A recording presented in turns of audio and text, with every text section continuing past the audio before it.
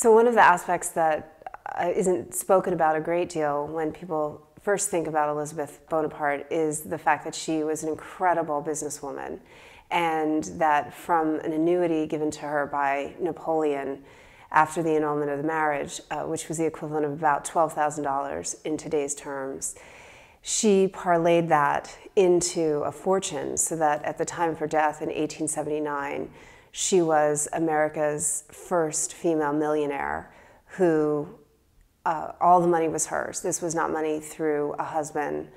So she died as the wealthiest woman in America in 1879. She kept meticulous records of her finances. And at the Maryland Historical Society, we have not only her account books, but we also have this wonderful box that she used to contain her stock certificates. And I think it's a window into her and her financial management. She every year would go through all of her assets, and by the 1840s she had already accrued $100,000 in cash in Europe, which she left there just in case. She was back and forth between Baltimore and Europe 8 times during her lifetime. And by the 1840s, she had made sure that she had this cash set aside so that whenever she was abroad, she would always have access to funds. But I think the most remarkable aspect of her was this incredible discipline with her finances.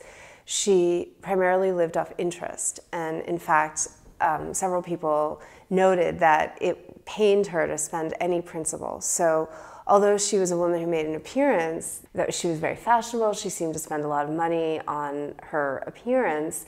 In fact, this was a very frugal woman, and who lived very, very simply other than her outward appearance, and made sure that her finances were in perfect order at all times.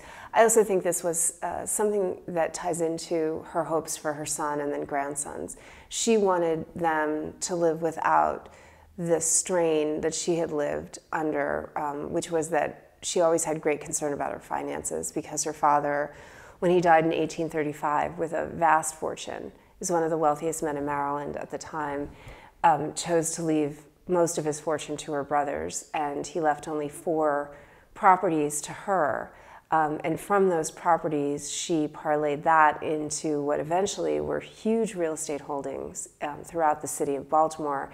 And it was through the ground rents on that real estate that much of her money was made, as well as her investments in all of the major utilities that were developing in the 19th century in Baltimore, the railroad, the water companies, all of this. She was incredibly, she had great foresight about the kinds of investments that would prove lucrative.